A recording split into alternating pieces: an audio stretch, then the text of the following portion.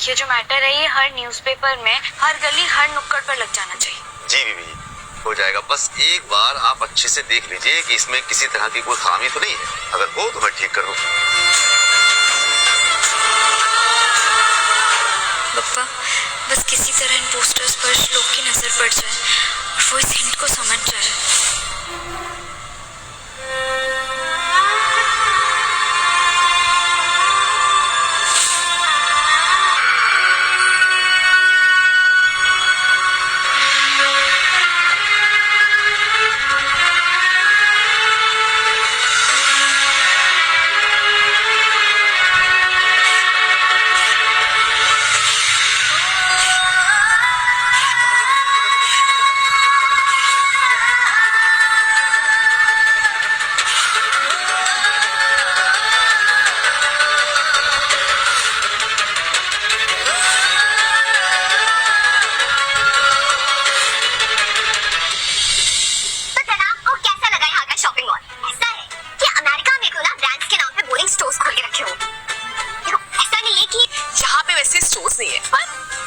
Shopping करना कितना boring हो जाता है। I mean, यहाँ देखो मुझे ना ऐसे शोर शराबा, खाना पीना, गॉसिप्स, रोमांटिक कपल्स का हाथों में हाथ डाल के शॉपिंग करना बेहद पसंद है। पता हमारे यहाँ भी सेम टू सेम ऐसा बाजार है, चांदनी चौक। चांदनी चौक की रौनक उसका इतना कम। यूएस में चांदनी चौक एक्चुअली एक इंडियन मॉल है, वहाँ पर it's based on Indian theme. Chandni Chowk का रेप्लिका है। You know it's a very nice place, बहुत अच्छी जगह है। होगा, पर हमारे पाकिस्तान से बेहतर कुछ भी नहीं। खैर, तुम ठहरे यूएस के सॉफ्टीज, पाकिस्तान की हीट और यहाँ की आबो हवा में सांस लेना हर किसी के बस की बात नहीं है। तो बेहतर होगा अगर आप चले जाए वापस अपने यूएस। आपको नहीं लगता कि आप थोड़ा सा ज्यादा बोलती हैं?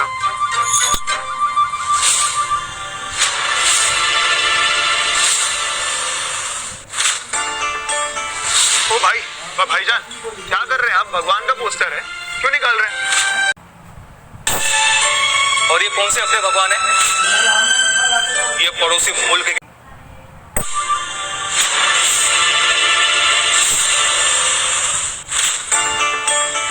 ओ भाई, भाईजान क्या कर रहे हैं आप? भगवान का पोस्टर है, क्यों निकाल रहे हैं?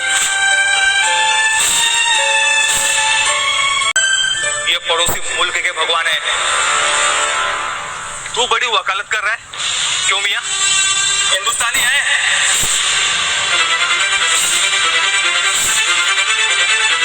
बीबी जी, पैसे तो देते जाइए, तभी तो काम होगा। भाईजान, दूसरे मजहब के लिए अगर दिल में थोड़ी सी इज्जत रख लोगे ना तो गुनाह नहीं हो जाएगा, बल्कि आपके मजहब की दुनिया में वाह भाई होगी, वाह बढ़ेगा। मजहब क्या है तेरा? कहीं तू हिंदू तो नहीं जो इतनी वकालत कर रहा है भगवान की?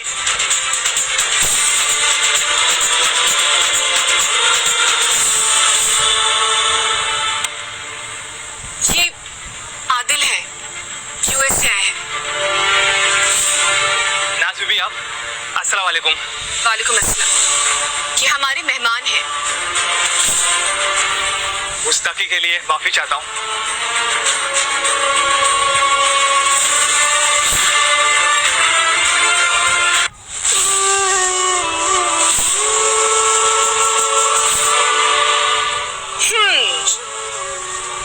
तो यूएस है कि भी जनाब इतने बिगड़े नहीं हैं,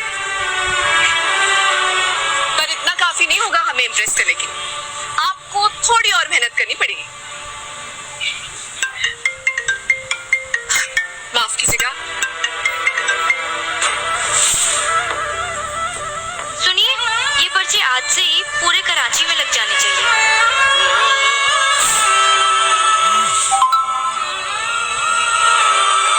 ये आवाज, ये आवाज तो सुमित की लग रही है।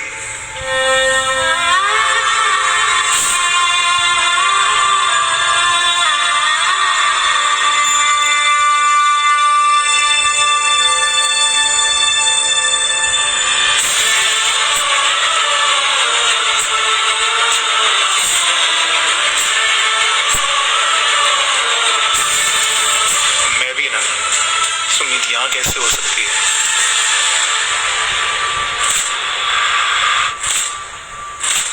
जानती हूँ मेरे इस फैसले से आप सब मुझसे नाराज होंगे। इसके लिए मैं आप सभी से माफ़ी चाहती हूँ, स्पेशली दादी से, कि मैंने आपके मना करने के बाद भी ये कदम उठाया।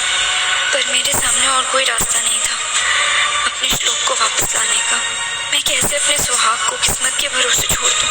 कैसे एक माँ को उसके बेटे के लिए घुट घुट के जीने दूँ?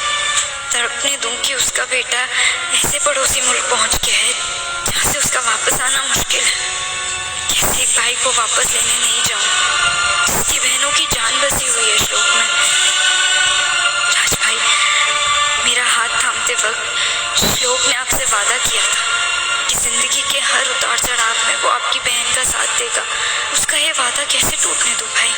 इसीलिए मैं एक माँ के लिए उसका बेटा, भाई और उसकी बहनों के लिए उनका प्यारा भाई और अपना सुहाग, अपना सिंदूर वापस लेने जा रही हूँ। और मेरी पूरी कोशिश रहेगी मैं आप सबकी उम्मीद पर खरी उतरूँ और इस घर के बेटे को वापस लेकर आऊँ। बस ज़रूरत है तो आप सभी के आशीर्वाद की, दुआओं की और प्यार की। राज भाई, ये आपकी जिम्मेदारी है कि आप फैमिली का ठीक वैसे ही ख्याल रखेंगे जैसे श्लोक रखता था।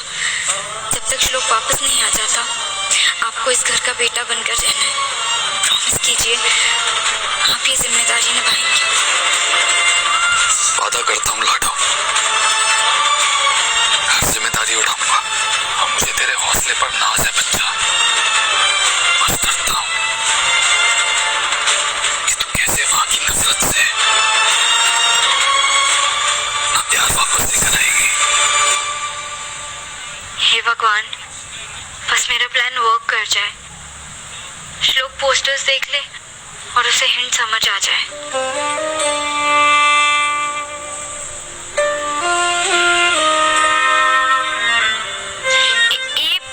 बाबा, बाबा, आप सीधा चलिए मेरे साथ, चलिए। बाबा की दुआ है बच्चा, तुझे ढूंढ रही है, वो तुझे जरूर मिलेगा। हे भगवान, इनकी बात सच हो जाए, मुझे मेरा श्लोक मिल जाए।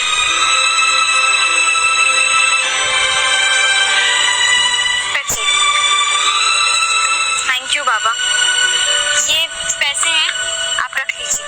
नहीं नहीं बच्चा, तुमने मेरी मदद किया उतना ही बहुत है।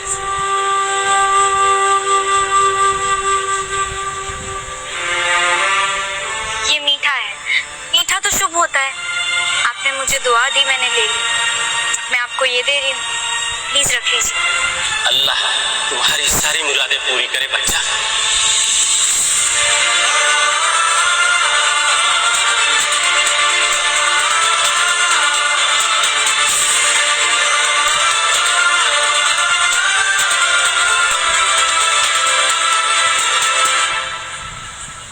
अरे बाबा, आप यहाँ कैसे बैठ गए? अभी गिराकी का टाइम, आगे जाइए, आप आगे जाइए। बाबा बाबा बाबा बाबा, अब तो है। अल्लाह का करम तुझ पे बना रहे बेटा। जो तेरे जहन में है वो तेरे करीब है। तूने इतनी मदद की मेरी, उसके लिए ये रख ले बेटा।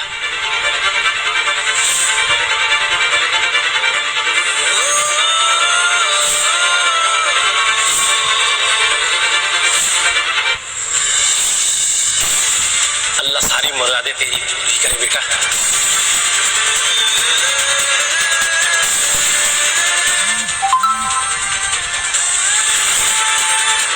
एक तो इंडियन चॉकलेट सुमित की फेवरेट है, उसके बैग में हमेशा रहती है। ये यहाँ पे कैसे आ गई? कहीं सुमित सच में पाकिस्तान तो नहीं आ गई मेरे लिए?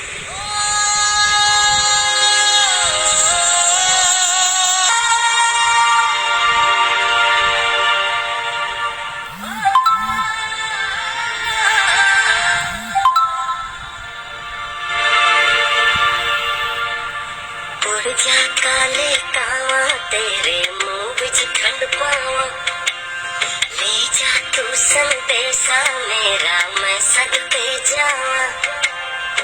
बाहों में फिर झोले पड़ गए, पक गया मिठिया पिया। ये छोटी सी जिंदगी तेरा लंबिया लंबिया घर राजा परदेसी, तेरी मेरी एक जिंदगी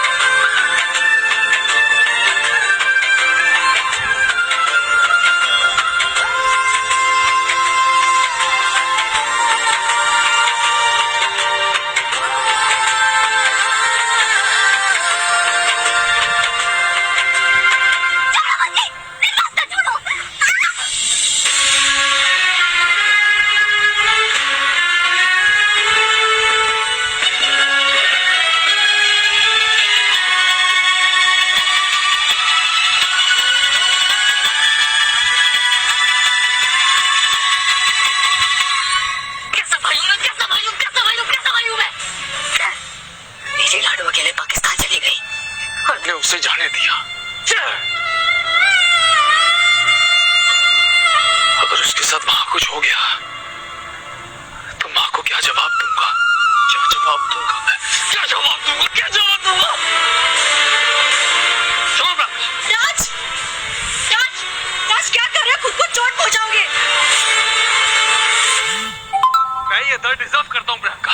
अरे मेरी बहन माँ पाकिस्तान में दर दर की ठोकरें खा रही है और मैं यहाँ हाथ में हाथ धरे बैठा हुआ हूँ। हर एक भाई तो राखी का फर्ज अदा करता है, लेकिन मैं क्या कर रहा हूँ? क्या कर रहा हूँ मैं? नहीं, राज, राज प्लीज, प्लीज सुनो, सुनो मेरी बात। आओ यहाँ बैठ जाओ। Oh God, एक मिनट।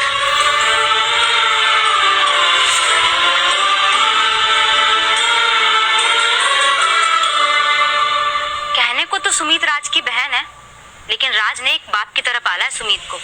और एक सुमीत है कि उसे अपने भाई की तकलीफ से कुछ लेना देना ही नहीं है कि उसके जाने की खबर से उसके भाई पे क्या बीतेगी। बस रात के अंधेरे का फायदा उठाया और चोरों की तरह निकल गया। आई मीन श्लोक और अक्की को लेके वैसे भी सब परेशान थे। मतलब पूनम चाची वो तो मंदिर में मन्नतों पे मन्नतें मांग रही हैं और दादी वो तो कुछ खा पी नहीं रही चिंता के मारे। ऐसे में परिवार के साथ खड़े रहने के बजाय सुमीत का मुंह छुपा के पाकिस्तान चले जाना सबकी टेंशन की वजह बन गई ना।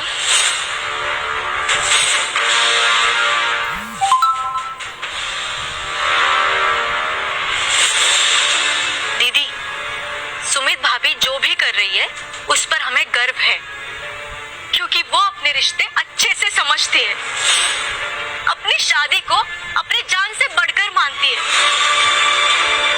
लेकिन कुछ लोगों के लिए शादी बस एक खेल है। जरा सी मुश्किलें आई तो पलटकर भागने लग जाते हैं ऐसे लोग।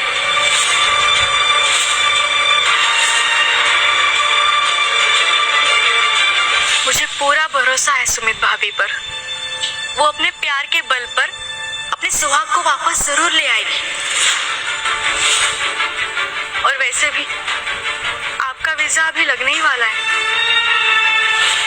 तो आप वहां जाओगे, सुमित भाभी की मदद करोगे। और हाँ, ये बात ध्यान रखना, आज के बाद तुम खुद को तकलीफ नहीं दोगे, खुद को चोट नहीं पहुंचाओगे, प्लीज। और पूरी पॉजिटिविटी के साथ जाना, क्योंकि यही ताकत बनेगी सुमित भाभी की।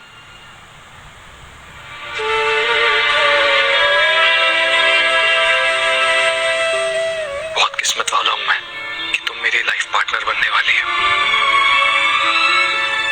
Thank you.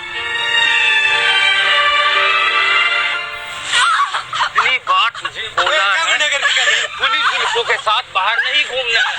मुझे पता है ना कि तेरी इन रेशमी जुल्फों पे सिर्फ मेरा हक है, सिर्फ रजा का और किसी का नहीं। तुम्हारे कहने से कुछ नहीं होगा। मैं और मेरा परिवार तुम्हारा रिश्ता नामंजूर कर चुका है। मुझे जाने दो। औरत की आबरू और उसकी इज्जत जब तक सलामत रहती है ना, उसे सुनने का हक होता है। और एक बार अगर औरत की आबरू चली गई तो वो बदनसीब हो जाती है। इस पूरे बाजार में आज ऐसा ही होगा। आज इस पूरे बाजार के सामने तेरी इज्जत को तार तार कर दूंगा। मेरे जिसे बदतमीज लोग कभी नहीं समझेंगे कि औरत को इज्जत देना क्या होता है। निकाह कबूल करने से तो अच्छा होगा कि मैं मौत को कबूल कर लूं। थूकने भी नहीं होगी मैं। मेरा फरमान ना मानने की क्या सजा होती है, आज तुझे रजा बताएगा। रजा मैं मदद करो, मेरी मदद।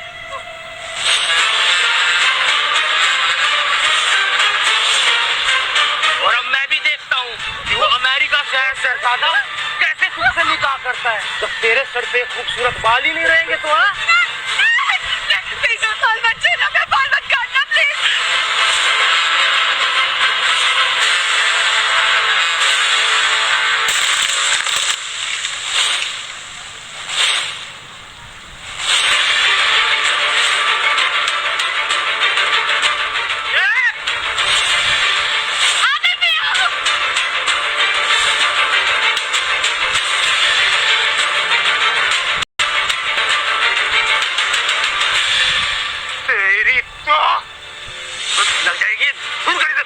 लड़कियों को खुलेआम बेइज्जत करता है तो मैं तेरे बाल काटता हूँ, फिर तू भी किसी को मुंह दिखाने लायक नहीं रहेगा ना। रोब झाड़ता है, ताकत दिखाता है, मर्द बनता है।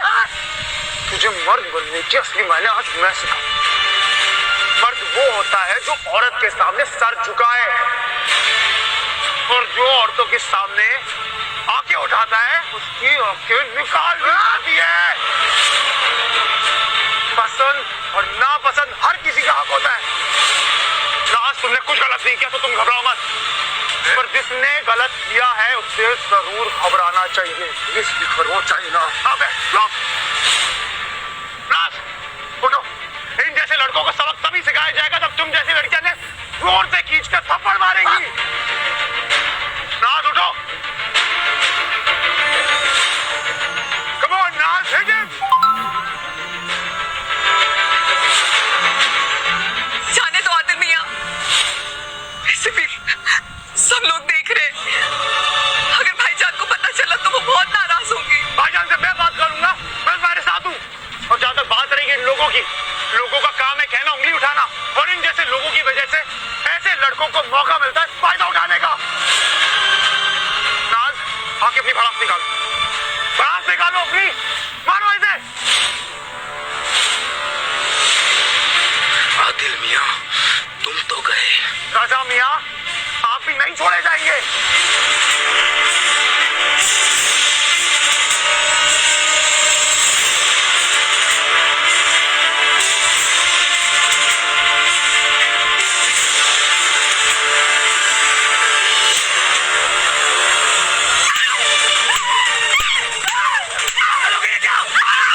तेरी वजह से मैं सालों से घुटती रही, घर से बाहर निकलने से डरती थी कि तू ना मिल जाए, तू ना मिल जाए। तेरी वजह से मैं घर के अंदर भी सिमसिम के रहती थी। तेरे ब्लैंक कॉल्स,